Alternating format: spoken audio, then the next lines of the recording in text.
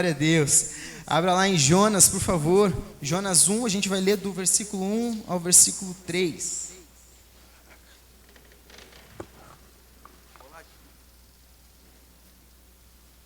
Amém? Todos acharam? Jonas 1, versículo 1 ao versículo 3.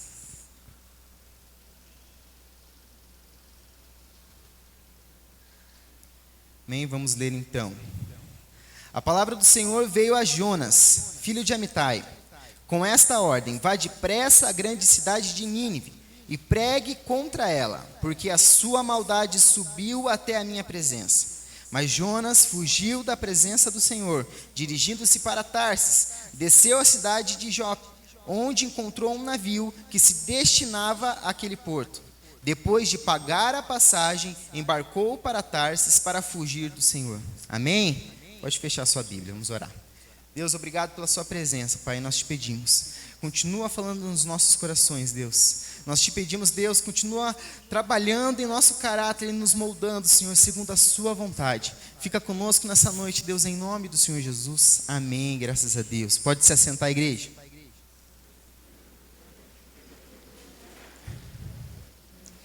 Quem já ouviu aquele ditado que eu estou pagando para não entrar numa briga? Eu sou desse, tá ligado? Eu pago para não entrar numa briga, irmãos. Eu pago para não entrar. Jonas literalmente pagou para fugir da presença de Deus. Você acredita nisso? Lá que a gente leu ali no versículo 3, diz assim, ó: depois de pagar a passagem, ele embarcou para Tarsis para fugir do Senhor. Primeiro ponto que nós precisamos entender e aprender é que Jonas, ele não era qualquer homem. Jonas, ele era um profeta do Senhor. Ele era um cara que entendia da palavra, ele conhecia o Senhor, ele sabia o que precisava ser feito, ele tinha intimidade com Deus, porque Deus falou com ele. Ele ouviu claramente o que precisava ser feito. Mas Jonas, mesmo ouvindo o que Deus falou para ele, claramente ele decide fugir da presença de Deus. Ele decide ir completamente ao contrário daquilo que Deus tinha ordenado a ele fazer. Tanto que eu estava lendo a história aqui, e eu estava buscando um pouquinho, da onde Jonas estava até Jope, dava mais ou menos, até Nínive, era mais ou menos 750 quilômetros para chegar. Era uma viagem grande, mais ou menos daqui até Balneário Camboriú. 750 quilômetros. Não, Balneário Camboriú é mais perto, né? Mas enfim, era longinho. Só que olha o que Jonas decidiu fazer: ir para Tarsis, que não tinha nada a ver, uma distância de 3.000 quilômetros da onde ele estava. Ele preferiu ir o dobro, o triplo, 4 vezes mais, simplesmente para fugir da ordem do Senhor. E antes da gente dar andamento, eu quero que você fale para o irmão que está sentado do seu lado: está fugindo do quê? Olha que legal. Olha que benção. Enfim, todos vocês conhecem a história de Jonas. Então, como eu comecei ali, ele era um profeta e Deus mandou ele ir para pregar contra aquela cidade, contra aquela nação. E aquela nação, ela não acreditava em Deus, ela era totalmente contra. E ele tinha os seus motivos para não ir. Eu quero que vocês leiam depois, lá em Naum, conta a história, o porquê que Jonas odiava tanto aquele povo. O que aquele povo fez para os hebreus que ele odiava tanto, a ponto de ele fugir do que Deus tinha ordenado ele fazer. Mas enfim, ele tinha os seus motivos e de repente ele decide partir para outro lugar e ele entra nesse navio. E no momento que ele entra, ele decide o que, irmão? Dormir. Olha que benção.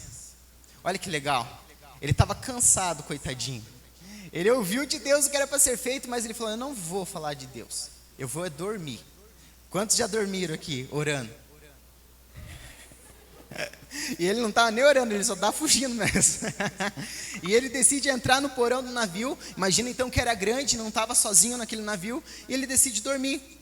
E aí uma forte tempestade alcança eles. E a história conta na Bíblia aqui que eles começam a lançar no mar as coisas daquele navio, muitas vezes os pertences, as cargas, eu não sei o que eles estavam carregando, para ver se o barco ficava mais leve e eles conseguiam se salvar.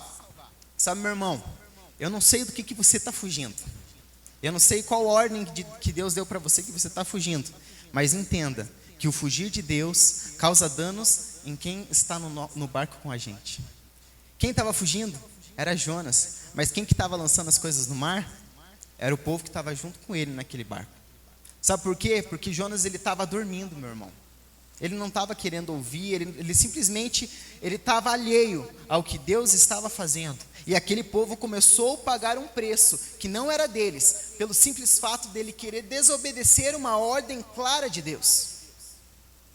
E eu quero que vocês entendam nessa noite, que quando nós desobedecemos a Deus, quem está no barco com a gente paga um preço bem caro. E sabe quem está no barco com a gente, meu irmão? É a nossa família, é a nossa igreja, é os nossos amigos. Sabe quando a gente está ferido, a gente está machucado, a gente simplesmente só quer fugir do que Deus ordenou? E a gente se coloca num lugar onde a gente não quer mais ouvir nada, a gente não quer fazer nada, a gente não quer obedecer, a gente só quer sumir e fugir? Quando a gente faz isso, meu irmão, e não assume uma responsabilidade, não obedece o que Cristo nos ordenou, a gente coloca as pessoas que estão à nossa volta a pagar um preço que não é deles. E naquele momento de desespero, aqueles homens, eles começam a lançar as coisas no mar, e eles se perguntam: o que vocês fizeram? O capitão começa a perguntar para aquele povo: mas o que vocês fizeram que Deus está tão bravo com a gente? E cada um começa a orar para o seu Deus. Então preste atenção, eles nem todos acreditavam em Deus, cada um acreditava numa coisa. Eles não eram crentes, eles não eram cristãos. E cada um começou a buscar, e o único cristão do barco estava fazendo o quê? Dormindo. Meu irmão, às vezes a tempestade está na nossa volta, as pessoas estão clamando, estão sofrendo ao nosso redor, e nós estamos dormindo. Onde nós deveríamos estar orando, nós deveríamos estar tomando uma iniciativa, e nós estamos dormindo, porque nós estamos fugindo daquilo que Deus ordenou a gente fazer. E naquele momento eles se perguntam, e o capitão ele vai lá e: meu irmão, acorda aí, como assim? Olha que está caindo o céu literalmente, nós estamos morrendo, o barco vai afundar e você está dormindo. E ele olha para aqueles homens e eles decidem tirar a sorte. Eu não sei como é que eles fizeram isso. Eu já lembro dos matinhos, quando eu era pequeno eu brincava, pegava um matinho, quem pegava um matinho menor lá era que saía, né? Não sei se foi essa sorte que eles tiraram, mas enfim. E saiu e Jonas falou: olha, está tudo acontecendo isso, porque eu estou desobedecendo e estou fugindo da ordem de Deus. Meu irmão, quando nós estamos fugindo, nós sabemos que estamos fugindo. E Jonas, ele tinha plena consciência que o fugir de Deus estava colocando todos em risco. Sabe, meu irmão, como a gente é hipócrita às vezes, né? Porque a gente fala do amor de Deus, e infelizmente nós acabamos colocando aqueles que amamos, ou muitas vezes aqueles que a gente nem conhece, em risco, pelo simples fato de não querer obedecer o que Deus nos manda. Olha que legal. Essa semana, na verdade, esse mês aí, quando eu estava conversando com a Anne, ia ser eu que ia trazer a mensagem, eu comecei a orar para Deus: Deus, o que o Senhor quer que eu fale? O que o Senhor quer que eu pregue? E aí Deus me trouxe, começou a falar, né? Ele começou a bater em mim, irmãos. Glória a Deus por isso. E a semana toda batendo em mim, esse mês inteiro. E falando: Mike, eu quero que você fale sobre isso. Daí ontem a Anne perguntou para mim assim: e aí, tudo certo? Você já preparou a mensagem? Eu falei: tudo certo, mas eu não queria pregar sobre isso. Sabe por quê, meu irmão? Não é legal ouvir muitas vezes que nós estamos errados e que nós precisamos melhorar. Muitas vezes a gente age como a gente sempre está certo, na verdade. Na nossa versão a gente sempre está legal, a gente tem razão. A gente sempre a gente justifica aquilo que a gente faz de errado, porque na nossa visão a gente está certo. Porque na visão de Jonas, ele estava justificando: eu estou fugindo de Deus, da vontade de Deus, porque aquele povo não merece o perdão. Ele tinha os seus motivos, e entenda que eu estou falando que talvez se você não quer perdoar, se você não quer levar o evangelho porque você sofreu alguma coisa, e eu não estou tirando a sua dor, eu não estou diminuindo a sua dor, mas eu estou falando que não interessa. A gente precisa obedecer. Não interessava os motivos que Jonas tinha. Deus ele só falou: vai e pregue para aquele povo. Eu sei que Deus ele sabia que Jonas não estava feliz, que Jonas ele não queria ir, mas mesmo assim ele falou: vai e pregue. E olha que legal. Que legal não, né? Que triste para aquele povo. Eles começaram a lançar as coisas, e até que ele falou meio assim: me lancem no mar. É a única forma da tempestade parar e de tudo se acalmar, e vocês vão ficar bem, podem me jogar no mar. E a palavra de Deus fala que aquele povo, aquela que estava dentro daquele navio, eles começam a remar mais forte e ainda mais intensamente para levar o navio até a terra firme, porque eles não queriam jogar Jonas no mar. Sabe por quê? Porque eles sabiam que se jogasse um homem no mar, ele iria morrer. E eu não sei se depois eles souberam que Jonas ficou vivo, enfim, eu vou continuar contando a história, mas o que eu quero falar com vocês e o que eu quero tirar disso? Que o fato da desobediência de Jonas levou a gerar marcas naqueles homens, porque eles tiveram que jogar um homem no mar, para que eles pudessem sair daquela tempestade. Vocês têm noção, meu irmão, que eles tiveram que jogar um homem para a morte, para tentar salvar todo aquele povo que estava dentro do navio?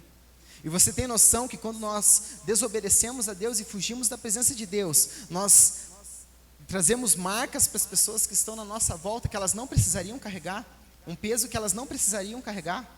Primeiro peso que eles tiveram que carregar, eles tentavam incansavelmente ir para a terra, tentando remar, sendo que a única solução era Jonas obedecer. Muitas vezes as pessoas à nossa volta, elas estão tendo que fazer dobrado, elas estão cansadas, elas estão remando, elas estão lutando uma luta que não era para elas lutar, porque nós estamos sendo negligentes com a palavra de Deus, meu irmão. Porque nós não estamos levando a sério aquilo que Deus ordenou para nós fazermos.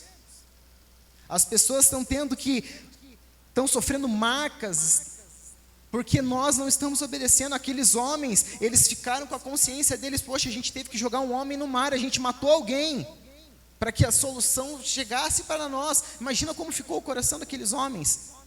E lembra que Jonas, ele era um profeta, ele era um homem de Deus, ele não era um leigo.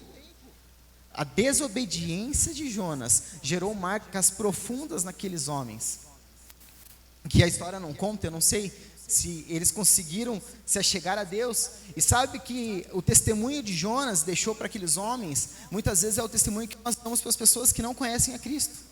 Por que eu vou servir esse Deus? Esse Deus, a gente teve que jogar o homem, ele teve que morrer, para a gente se salvar. Que Deus é esse? Que testemunho nós temos dado lá fora, meu irmão, para aqueles que não conhecem a Cristo? As nossas atitudes têm gerado marcas que transformam vidas e que querem estar na presença de Deus, ou a gente tem transformado as pessoas e machucado elas a ponto de não querer vir à igreja, de não querer buscar a Deus? Será que a dor que nós passamos e enfrentamos, ela é maior do que isso? Ela é maior do que o desejo e a ordem de Deus? Será que a nossa vontade é maior? E nós falamos para Deus: usa-me, leva-me, estou disponível. Mas perdoar o irmão? Não, Deus, calma lá, você não sabe o que ele fez para mim. Ele pisou no meu tênis branco, estava limpinho, tinha acabado de limpar. Nós nos colocamos num papel que não é nosso, gente. E vamos continuar aqui. Quando ele é jogado no mar, um grande peixe vai lá e engole ele. Olha que legal. A gente deduz que pode ser que seja uma baleia, porque o grande peixe que nós imaginamos é isso, mas a palavra de Deus não fala que peixe era, somente que era um grande peixe. Com certeza não era uma tilápia, não era um cascudinho, não era um peixe comum. E olha que legal, gente, ele passou 3 dias e 3 noites dentro da barriga daquele peixe. Imagina, quem já foi na praia ali perto de Matinhos, ali que tem umas pedras ali, que é onde os pescadores, eles limpam os peixes. Você já sentiu o cheirinho daquelas pedrinhas ali? Maravilhoso, aquele cheirinho de peixe, das ovinhas dos peixes ali. Agora imagina que cheirinho gostoso que estava lá dentro daquele peixe 3 dias e 3 noites. Já imaginou o processo que Jonas teve que enfrentar pelo simples fato de não querer obedecer? Meu irmão, às vezes nós estamos na boca do peixe porque nós escolhemos estar lá. Jonas, ele só estava passando por aquele processo porque ele decidiu por conta própria que aquele povo não merecia o perdão de Deus. Ele só estava enfrentando aquela luta porque ele se achou no direito de dizer que: Deus, você está errado em querer que eu pregue a Jesus para aquele povo. Aquele povo não merece. E quantas vezes, meu irmão, nós nos colocamos nesse papel, nós nos colocamos nesse lugar de falar assim: aquele povo não merece, porque ele é muito errado, ele é muito pecador. Eu sou o cara e eu sei que aquele povo não merece o perdão, então eu não vou lá pregar para eles. Eles não merecem. E ele passou 3 dias e 3 noites dentro daquele peixe. Ele ora a Deus e fala para Deus: Deus, me tira daqui, por favor, me ajuda. E aí Deus vai lá e ordena o peixe ir até a terra firme e vomitar ele. E ele sai daquele peixe ileso. Olha que cheirinho. Agora Jonas vai pregar fedendo. Não quis ir cheirosinho, irmão. Não quis ir lá cheirando vinho Malbec. Vai fedendo peixe pregar agora também. Se não quis me obedecer, agora tu vai assim. Olha que legal. Quem quer ir pregar fedendo peixe, irmão? Viu? Ninguém falou amém, então todo mundo quer ir cheirosinho. Todo mundo vai obedecer, amém? Ninguém. Amém. Enfim. E quando ele chega naquela cidade, aquilo que a palavra de Deus fala que ele levaria naturalmente 3 dias para pregar para todos aquele povo. Ele levou apenas 1 dia, porque ele estava completamente de cara. Ele não queria estar ali. Ele levou até relaxadamente, convenhamos, era 3 dias, ele levou apenas 1. Lá no versículo final, no capítulo 4, versículo 11, diz assim, ó: contudo Nínive tem mais de 120 mil pessoas, que não sabem nem distinguir a mão direita e esquerda, além de muitos rebanhos. Não deveria eu ter pena dessa grande cidade? Por que eu falei isso? São 120 mil pessoas. 120 mil pessoas que ele se colocou numa posição e falar que eles não merecem o amor de Cristo. 120 mil pessoas, gente, em que ele levou apenas 1 dia pregando. Isso é bonito? Não, com certeza ele levou de qualquer jeito, porque ele não queria estar ali. Ele falou: agora que eu já estou aqui, então vamos. Sabe, meu irmão, o que a gente precisa entender é que quando Deus ordena, é Ele quem faz. Mesmo que você faça relaxadamente a obra do Senhor, não interessa. Se Deus tem um propósito, Ele vai cumprir, Ele vai fazer. Mesmo Ele levando daquele jeito, mesmo Ele não querendo estar ali, fazendo de má vontade, que muitas vezes a gente vem para a igreja sem vontade, não é verdade, irmãos? A gente vem emburrado, a gente não quer ler a Bíblia, o líder mandou a gente fazer uma coisa, eu não quero fazer, esse líder, meu Deus, o que ele está me mandando? A gente está sem vontade, mas o Evangelho vai ser pregado mesmo assim, meu irmão. O propósito de Deus, ele vai se cumprir, mesmo a gente está fazendo com má vontade ou não. A diferença é que a gente vai ter que pagar um preço por fazer relaxadamente. A vontade de Deus vai se cumprir. E aquele povo, depois ele pregar, mesmo ele pregando dessa forma, o rei fala assim: todo mundo coloque a sua roupa. Naquele momento, naquela época, a cultura deles, eles colocavam roupa de saco. Todo mundo agora não come, a dieta forçada, todo mundo de jejum. Todo mundo vai orar e todo mundo vai se converter. O rei mandou as 120 mil pessoas se converterem. E todos se converteram e se renderam a Cristo.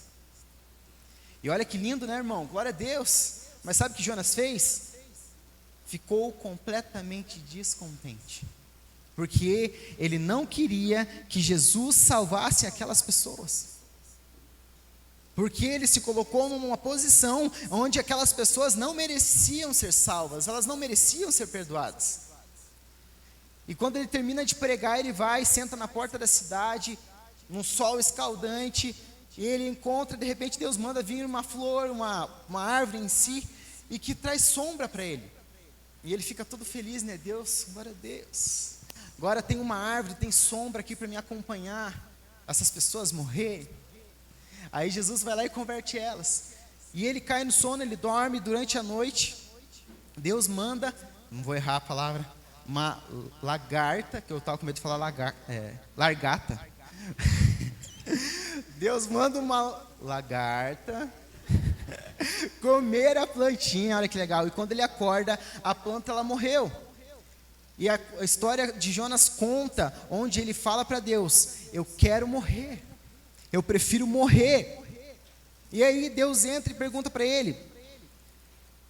Lá no versículo 9 do capítulo 4 diz assim, ó: mas Deus disse a Jonas: você tem alguma razão para estar tão furioso por causa da planta?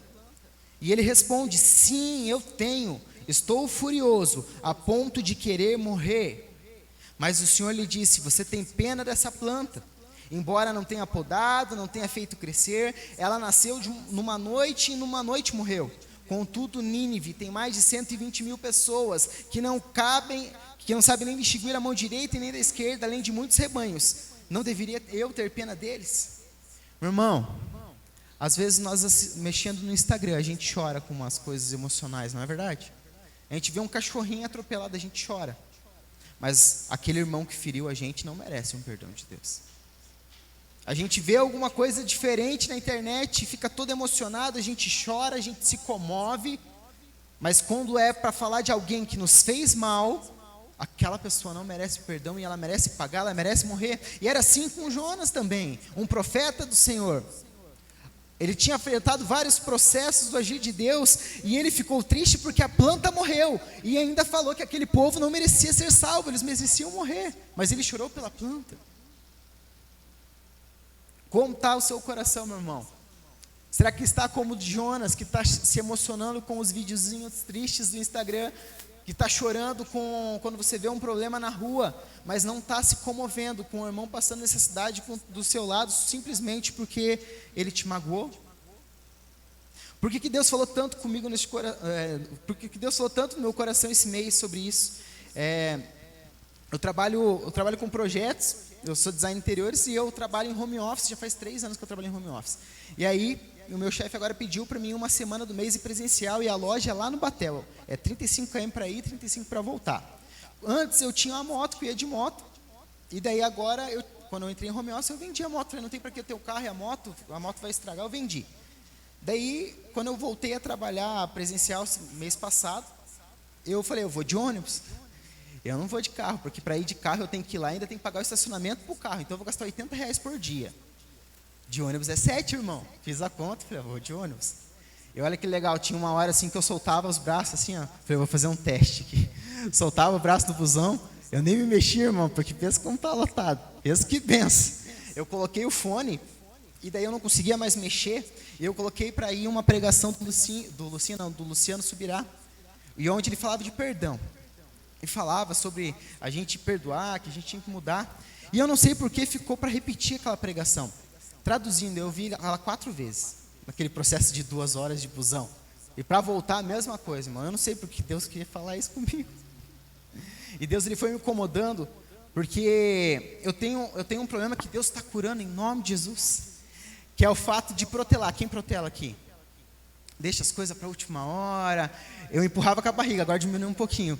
Há 6 meses atrás, que era 60 quilos a mais, era mais fácil empurrar com a barriga, agora deu uma diminuída. Mas enfim, eu sempre deixava assim por uma vez, irmãos. Vou contar, a minha esposa está aqui do meu lado. Chegou uma motinha lá em casa e falou, ô vizinho, tudo bem? Deu, tudo bem. Ele falou, o que está acontecendo? Então, a gente veio cortar tua luz, deu. E a Ana atrás de mim assim. Irmão, o fato de protelar e deixar, eu esqueci de pagar a luz, irmão. Com o dinheiro na conta eu esqueci. Daí eu falei pro irmão lá, né? Não era irmão, mas eu acho que era, porque ele me perdoou. Não perdoou a dívida, irmão, eu tive que pagar. Mas ele falou assim, não, eu vou ali, do lado ali, e se você conseguir pagar, eu não corto. Graças a Deus, a internet eu tinha lembrado de pagar. Então funcionou e eu consegui pagar. E quando ele voltou, ele não cortou a luz. Mas daí eu tive que olhar para trás, assim... Glória a Deus, né, amor? Esqueci. Perdão. E glória a Deus pela vida da minha esposa, que ela me confronta diariamente para isso. Ela me coloca e fala, Mike, você resolve isso aí, Mike. Paga isso aí, Mike. Para de enrolar. Faz isso. Porque eu tinha esse costume de protelar. E isso era em tudo na minha vida. Porque eu fugi de uma briga, irmão, que você não tem noção. Eu era até maiorzão antes, né? Dava medo, mas olha, eu não gosto de brigar, não. Eu fugia de uma briga. E isso, às vezes, agora mudou em nome de Jesus. Mas isso trazia problemas para mim, que às vezes era fácil de resolver alguma coisa, era rápido, e o fato de eu deixar, virava uma bola de neve. Eu protelava demais até para resolver algo simples, e às vezes um desentendimento, porque a gente é humano, a gente não tem que compactuar com tudo, a gente é diferente um do outro, e é normal eu ter as divergências, eu ia levando. Depois eu converso. E por que Deus falou comigo? Porque daí lá no ônibus o pastor Luciano, ele falava assim, talvez você não tenha a oportunidade de perdoar ou de pedir perdão. Como diria meu pai, para morrer, meu irmão, basta estar vivo. Talvez a gente não tenha a oportunidade de ir lá e se desculpar com alguém que a gente magoou. A gente não tenha a oportunidade de ir lá e falar de Jesus para aquela pessoa, porque a gente fica protelando, depois eu falo. Deus ele fala para você, vai lá e fala de Jesus para aquela pessoa. Não, depois eu falo. Quando eu sair, depois não. Depois eu falo. Jesus vai me permitir falar outra hora. E eu tinha esse costume. Só que Deus ele começou a falar no meu coração e falou: Mike, você tem que parar com isso. Porque talvez você não tenha a oportunidade de resolver essa situação. Talvez você não tenha a oportunidade de cumprir com o propósito. E se você não cumprir com o propósito que eu te ordenei, por causa dessa bobeira, você está sendo injusto, você está sendo egoísta, você está sendo falho. Imagina, meu irmão, Jonas ele não queria pregar o evangelho para 120 mil pessoas, porque ele achava que aquele povo não merecia. Deixa eu te falar, meu irmão, não interessa o que Jonas acreditava e o que ele pensava, ele tinha que ir pregar, era a ordem de Deus. E às vezes nós não queremos cumprir o propósito, porque a gente acha que não, aquela pessoa não precisa, aquela pessoa não merece. Eu não vou perdoar porque aquela pessoa fez isso comigo, ela machucou, a gente que é pai, a gente fala, né, mexe comigo, mas mexe com meu filho, ela machucou com a minha filha, então, meu Deus, não merece perdão. E a gente se coloca num lugar que não é nosso, porque o único juiz é Deus, meu irmão, não é eu e nem você. E eu anotei 4 tópicos aqui que eu quero falar com vocês, agora eu já terminei a introdução. Vou começar a pregar agora, não estou brincando, irmão, pode ficar tranquilo, tá? Eu já vou terminar. O primeiro ponto que não adianta fugir de Deus. Deus deu uma ordem a Jonas e ele foi para o caminho contrário. Meu irmão, não adianta deixar de vir para a igreja. Está difícil, te machucaram, te feriram. Deixa eu contar um segredo, não adianta você sumir.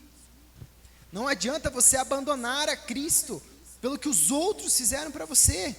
Sério que essa pessoa te machucou a tal ponto dela ser mais importante do que Deus na sua vida? A ponto de você não querer mais buscar Deus porque aquela pessoa te magoou?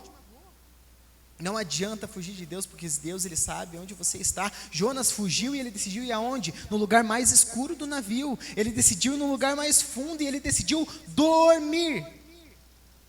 Mas Deus sabia onde ele estava e ele mandou uma tempestade e todos tiveram que pagar um preço porque ele decidiu fugir. Meu irmão, você fugir da presença de Deus não vai resolver os seus problemas e vai trazer danos às pessoas que estão à sua volta. E agora entra no segundo tópico, que é não obedecer a Deus faz com que não enxerguemos o quanto estamos afundando. A palavra de Deus fala que ele foi lá e ele decidiu dormir. Quando nós estamos afundando, quando nós estamos fugindo da presença de Deus, a gente não enxerga os danos que a gente está causando na nossa vida, pelo simples fato de estar fugindo. As coisas não vão para frente, as coisas começam a dar errado, a gente já não ora com mais intensidade porque a gente está fugindo da presença de Deus. A gente não está mais orando com a mesma intensidade, porque a gente sabe que se a gente orar, Deus ele vai falar o quê? Vai lá e perdoa, meu irmão. Vai lá e resolve essa situação. Então a pessoa já não busca mais a Deus, ela não quer mais ter intimidade com Deus.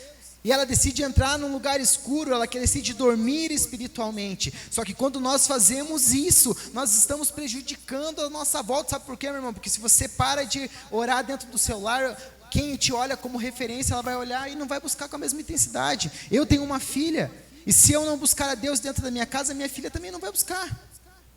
Eu tenho uma esposa e se eu não for uma referência de homem de Deus dentro do meu lar, ela nunca vai acreditar em homem nenhum e ela também vai desistir de Deus, porque poxa, o homem aqui da minha casa não acredita em Deus, não obedece a Deus, ele está fugindo de Deus, então eu também vou fugir, deve ser algo sério. Meu irmão, a sua decisão, ela não impacta só a sua vida, ela impacta a vida de todos que estão no barco, que estão com você. Então agora você não pode ser mais egoísta e decidir somente por você. Ah, mas eu sou solteiro, eu não tenho família, eu sou sozinho. Meu irmão, sempre tem alguém olhando para você. Sempre tem alguém olhando você como uma referência. E quando você decide fugir da presença de Deus, você talvez está gerando marcas naquelas pessoas que estão te olhando como referência e ela nunca mais vai querer buscar a Deus, porque a referência dela decidiu fugir de Deus. Eu não sei você, meu irmão. Eu não sei pelo que você está fugindo, mas eu defino na minha vida que eu jamais vou fugir da presença de Deus, nem que doa, nem que machuque, porque tem pessoas que estão no meu barco, tem pessoas que estão comigo, que depende que eu fique firme com Deus.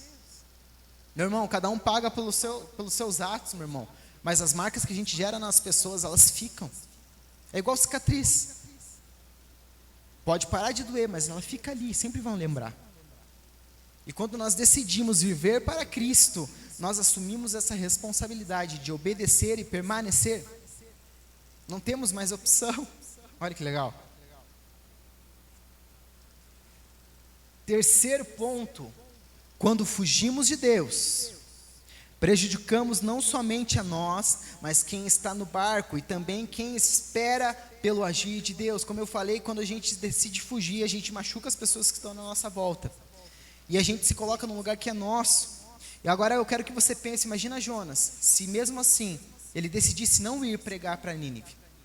Meu irmão, hoje nós temos aqui 200 pessoas aqui dentro da igreja, glória a Deus por isso. Mas a gente está falando de 120 mil pessoas. Você consegue calcular? Eu não consigo nem imaginar quanto que é 120 mil pessoas, é muita pessoa. E Jonas, ele estava decidindo por 120 mil pessoas que elas deveriam ir para o inferno e não ir para Cristo, porque ele não queria. Desculpa, meu irmão, você não tem esse poder. Jonas não tinha esse poder. Eu não tenho esse poder para decidir se alguém merece ou não ir para Cristo. Meu irmão, te machucaram? Está doendo? Eu sei que está. Mas você não tem o poder de afastar a bênção de Deus na vida dessas pessoas. A sua dor não é maior do que o perdão de Deus e que a vontade de Deus. E entenda que eu não estou menosprezando a sua dor, eu não estou menosprezando as suas dificuldades, cada um tem a sua, meu irmão. Mas a vontade de Deus é soberana. E nós não temos autoridade nem poder para decidir isso. E quarto ponto, o último dessa noite, e que é o mais pesado que vai pegar em nós. Fala aí para o irmão que está do seu lado. Se segura. Se segura. Somos ótimos em julgar, não é verdade? Ah, mas errou perto de mim, ó. Errou ali. A gente que é músico, irmão, quando o Beno erra uma nota, ele nem olho para ele dá uma risadinha, eu dou uma risadinha. Errou, irmão. É mal de música, é normal, tá, gente? A gente se entende, mas não vai jogar o Beno é só eu que posso. A gente é ótimo de achar o erro no irmão. A gente é maravilhoso em falar, nossa, ó, o irmão falhou ali, hein, pecador. Só que a gente é totalmente falho em julgar a nós mesmos. Sabe, meu irmão, quando Jonas ele se coloca num papel em decidir que não irá, que aquele povo não merece o perdão de Deus, ele se coloca num papel de juiz. Só que ele se torna pior do que aquele povo. Porque ele decide por 120 mil vidas. E quando, meus irmãos, a gente decide que aquela pessoa não merece o nosso perdão, nós estamos sendo pior do que aquelas pessoas que nos machucou. Olha que legal. Eu costumo dizer que a falta de perdão é um veneno que nós tomamos, esperando que o outro morra. Às vezes o irmão nem sabe que te machucou, mas você está ali, se machucando, se ferindo, se afastando da presença de Deus. E a pessoa lá está lá buscando, está lá vivendo a vida com Deus, e você está aqui. Ela não merece estar ali no altar, ela falhou, ela me machucou, ela não merece o perdão de Deus, mas ela está lá buscando, e você está aqui com raiva, se afastando, porque quando a gente desobedece a Deus, a gente faz o quê? A gente foge, a gente vai num lugar escuro, a gente não quer ouvir mais Deus, e a gente se coloca num lugar de juiz, mas enquanto a pessoa que machucou a gente está lá buscando, a gente está se afastando de Deus.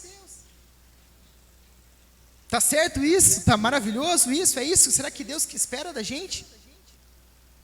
Não estou falando aqui, meu irmão, que perdoar é legal, que perdoar é gostosinho, que é muito fácil. Ah, é só perdoar.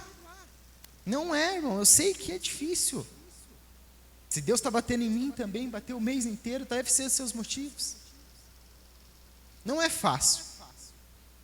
Mas em nenhum momento Jesus disse que seria fácil. Não é verdade? Enganaram vocês quando vocês decidiram viver para Cristo? Falaram que ia ficar tudo bem, que seria fácil perdoar o irmão. Mentiram para você que quando você entrou na igreja, que todo mundo que te fez mal vai morrer agora? Não, meu irmão. A palavra de Deus fala que a gente tem que perdoar para ser perdoado. A palavra de Deus fala que se alguém fez mal, a gente tem que perdoar quantos? Num dia.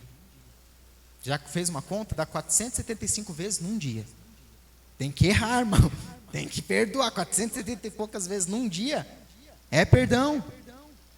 E a gente ainda está se afastando de Deus, porque o irmão, nossa, aquele irmão, ele me desaforou, ele tirou minha autoridade.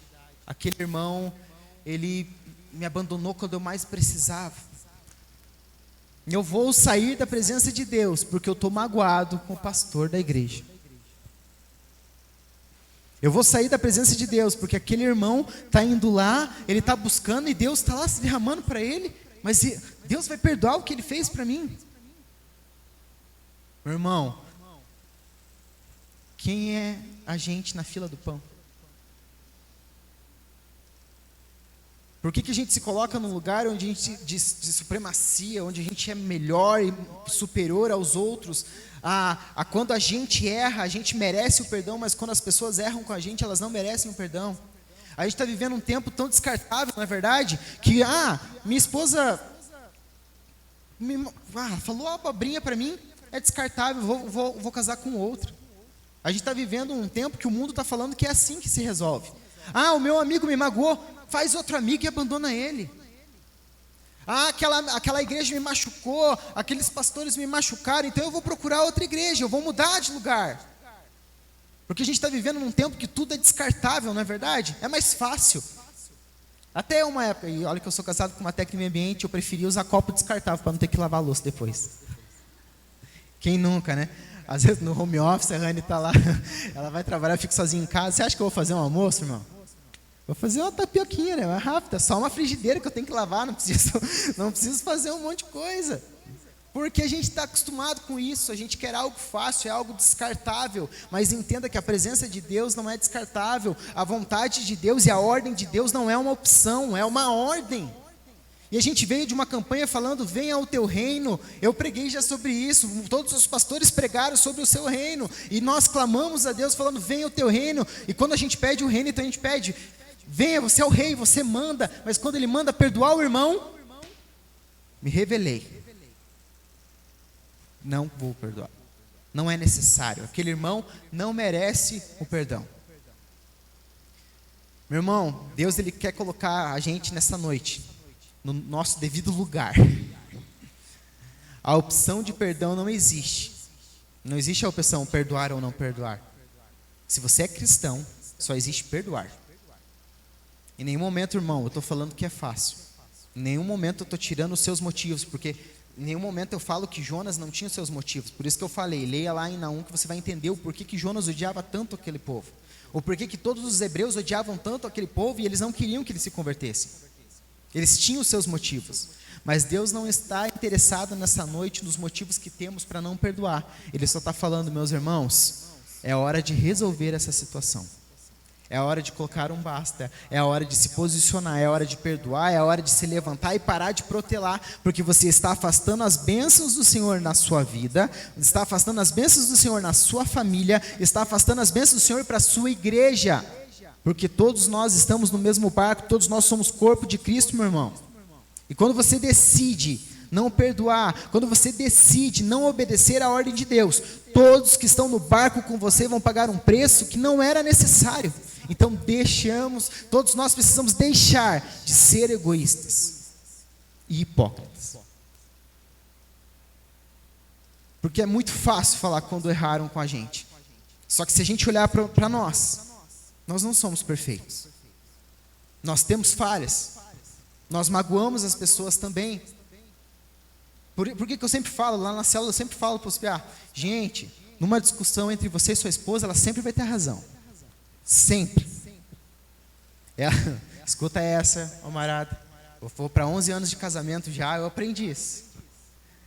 Ela sempre tem a razão. Por quê? Porque quando você está machucado, no meio de uma discussão, você fala o que você não quer. Você fala coisas que não são verdade, porque você ama a pessoa que está com você. E você machuca quem você mais ama para ganhar uma discussão. E entenda, meu irmão, numa discussão entre casal, não existe um vencedor. Porque se houve a discussão, por mais que você ganhe essa discussão, os dois perdem.